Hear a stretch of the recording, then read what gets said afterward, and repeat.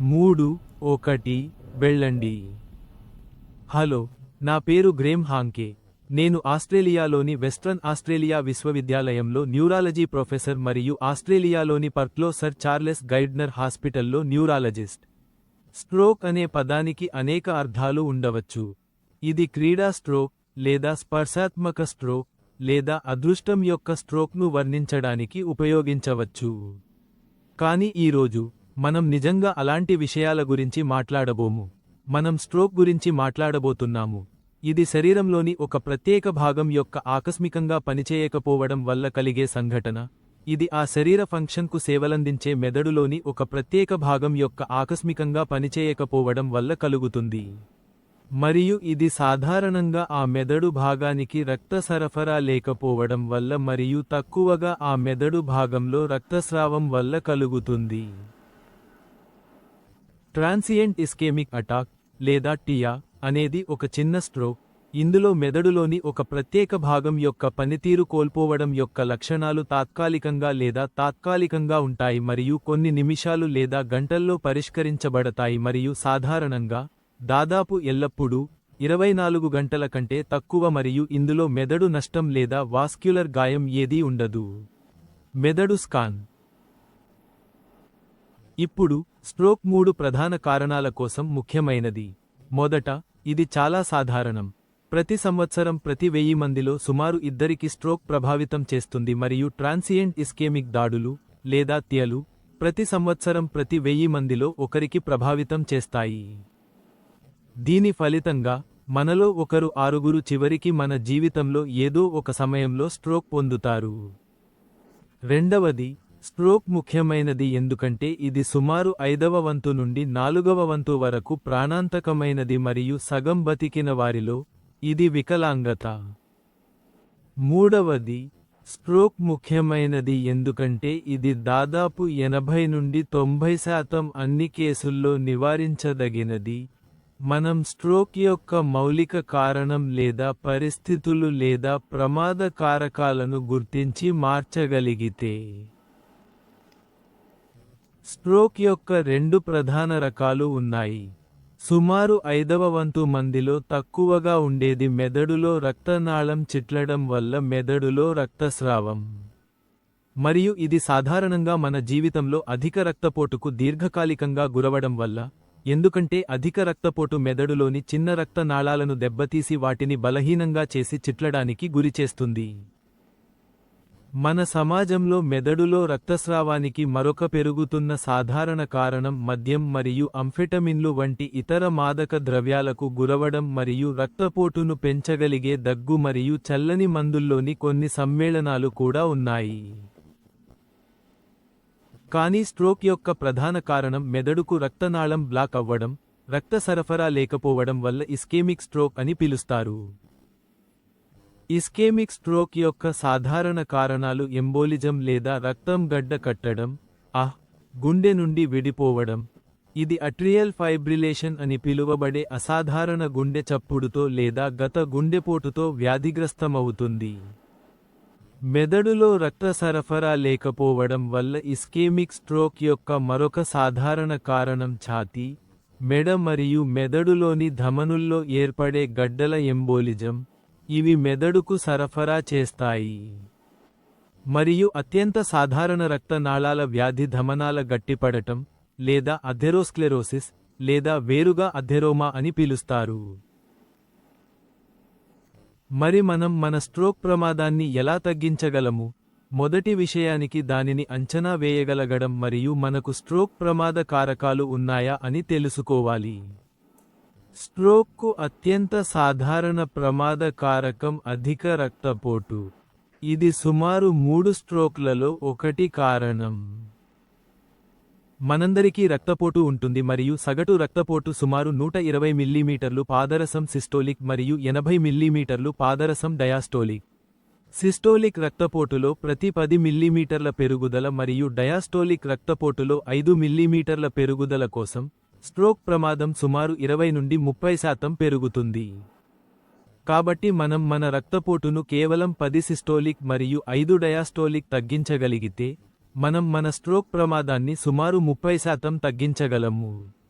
మన రక్తపోటును తగ్గించడానికి మార్గాలు: మన ఆహారంలో ఉప్పు కలపకుండా ఉండటం, ఉప్పు కంటెంట్ తక్కువగా ఉండే ఆహారాలను తినడం, మద్యం తీసుకోవడం తగ్గించడం, మరియు శారీరక కార్యకలాపాలను పెంచడం మరియు మన శరీర బరువును ఆదర్శ బరువుగా ఉంచడం ద్వారా మన జీవనశైలిని మార్చడం. మన జీవితంలో మానసిక ఒత్తిడులను తగ్గించడానికి ప్రయత్నించడం కూడా మంచిది. ఇవి రక్తపోటును పెంచవచ్చు, కానీ అది చెప్పడం సులభం కానీ చేయడం కష్టం. స్ట్రోక్కు రెండవ ప్రధాన ప్రమాదకారకం సిగరెట్ ధూమపానం. మూడవది మన రక్తంలో కొవ్వుల పెరుగుదల, మరియు అందులో అత్యంత ప్రసిద్ధమైనది కొలెస్ట్రాల్. మనం మన ఆహారంలో సాచురేటెడ్ ఫ్యాట్ కంటెంట్, ట్రాన్స్ సాచురేటెడ్ ఫ్యాట్ కంటెంట్ మరియు కాలోరిక్ తీసుకునే పరిమాణాన్ని తగ్గించడం ద్వారా రక్తంలో కొలెస్ట్రాల్ స్థాయిలను తగ్గించవచ్చు. అలాగే శారీరక కార్యకలాపాలను పెంచడం మరియు సాధ్యమైనంత వరకు ఆదర్శ బరువును ఉంచడం. నాలుగవ ప్రధాన ప్రమాదకారకం డయాబెటిస్. ఇది సహజంగానే అధిక బరువు మరియు మన ఆహారంలో అధిక కొవ్వులతో సంబంధం కలిగి ఉంటుంది. ఐదవ ప్రధాన ప్రమాదకారకం అట్రియల్ ఫైబ్రిలేషన్ లేదా అనియమిత హృదయ స్పందన. ఇది ఎక్కువగా కనిపిస్తుంది మరియు ఇప్పుడు స్ట్రోక్కు అత్యంత సాధారణ కారణం కావచ్చు. అది అధిక రక్తపోటు వల్ల కలుగుతుంది. ఇది గుండెను దెబ్బతీస్తుంది లేదా అథెరోమా నుండి గుండెకు అడ్డంకులు కలిగిన ధమనులను. స్ట్రోక్కు ఇతర ప్రధాన ప్రమాదకారకాలు మద్యం అధికంగా తీసుకోవడం మరియు మానసిక ఒత్తిడి. ఇవి అన్ని మార్పు చేయగలిగే ప్రమాదకారకాలు. స్ట్రోక్కు కొన్ని అదనపు ప్రమాదకారకాలు ఉన్నాయి. అవి దురదృష్టవశాత్తు మార్పు చేయలేనివి. అవి మన వయస్సు, మన లింగం, మన జాతి మరియు జాతి సమూహం, మరియు మన జన్యు నిర్మాణం. మరియు కాబట్టి మన కుటుంబ సభ్యులలో గతంలో స్ట్రోక్ లేదా గుండెపోటు ఉన్న కుటుంబ చరిత్ర మనకు అధిక రక్తపోటు లేదా అధిక కొలెస్ట్రాల్ లేదా స్ట్రోక్ యొక్క అధిక ప్రమాదానికి జన్యుపరంగా ముందుగా ఉన్న సూచిక. కాబట్టి స్ట్రోక్ ప్రమాదాన్ని తగ్గించడానికి మొదటి దశ మన స్ట్రోక్ ప్రమాదం ఏమిటో తెలుసుకోవడం. మరియు అదృష్టవశాత్తు, స్ట్రోక్ రిస్కోమీటర్ మనకు ఈ సమాచారాన్ని వినియోగదారులకు అనుకూలంగా మరియు సులభంగా అందుబాటులో ఉంచుతుంది. స్ట్రోక్ రిస్కోమీటర్ మనకు మన మార్పు చేయలేని ప్రమాదకారకాలను నమోదు చేయడానికి అనుమతిస్తుంది. ఉదాహరణకు మన వయస్సు మరియు లింగం, జాతి మరియు జాతి సమూహం, మరియు మన కుటుంబంలో స్ట్రోక్ చరిత్ర. మరియు ఇది మనకు స్ట్రోక్కు సంబంధించిన మనకు తెలిసిన మార్పు చేయగలిగే జీవనశైలి ప్రమాదకారకాలను నమోదు చేయడానికి కూడా అనుమతిస్తుంది. ఉదాహరణకు, మనం ధూమపానం చేస్తామా, మన మద్యం తీసుకునే పరిమాణం ఏమిటి, మరియు మన జీవితంలో ఒత్తిడులు ఉన్నాయా. స్ట్రోక్ రిస్కోమీటర్ అడిగే కొన్ని అదనపు అంశాలు ఉన్నాయి. అవి మన రక్తపోటు మరియు బహుశా మన కొలెస్ట్రాల్, డయాబెటిస్ చరిత్ర, మరియు ఉపవాస రక్త చక్కెర. మన రక్తపోటు, కొలెస్ట్రాల్, ఉపవాస రక్త చక్కెర, మరియు హీమోగ్లోబిన్ A1C, ఇవి డయాబెటిస్ లేదా డయాబెటిస్ ప్రమాద సూచికలు. కొలిచేందుకు మీ సాధారణ వైద్యుడిని సంప్రదించడం అవసరం కావచ్చు. స్ట్రోక్ రిస్కోమీటర్ మనకు ఈ తెలిసిన ప్రమాదకారకాల నుండి వచ్చే 5 సంవత్సరాలు మరియు 10 సంవత్సరాలలో స్ట్రోక్ కలిగే సంపూర్ణ ప్రమాదాన్ని లెక్కించడానికి అనుమతిస్తుంది. ఇది మన వయస్సు మరియు లింగం ఉన్న వ్యక్తితో పోలిస్తే స్ట్రోక్ యొక్క సాపేక్ష ప్రమాదం అంచనాను కూడా ఉత్పత్తి చేస్తుంది. స్ట్రోక్ రిస్కోమీటర్ యొక్క అదనపు లక్షణం అది మనకు స్ట్రోక్ యొక్క సంపూర్ణ ప్రమాదం మరియు సాపేక్ష ప్రమాదాన్ని లెక్కించడమే కాకుండా, మన ప్రమాదాన్ని స్వయంగా నిర్వహించడానికి మరియు మన జీవనశైలి ప్రమాదకారక ప్రవర్తనలను మార్చడం ద్వారా మన ప్రమాదాన్ని ఎలా మార్చవచ్చో చూడటానికి కూడా అనుమతిస్తుంది. కాబట్టి దీనికి 2 భాగాలు ఉన్నాయి.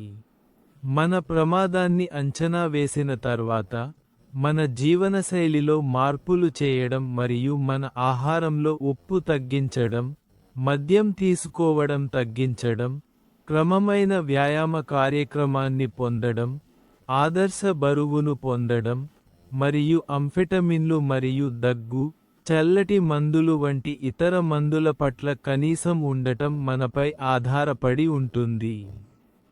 చివరికి ముఖ్యమైన విషయానికి మన ప్రమాదాన్ని పర్యవేక్షించడం మరియు మళ్లీ అంచనా వేయడం. మన కారుతో కూడా అదే విధంగా చేయడం.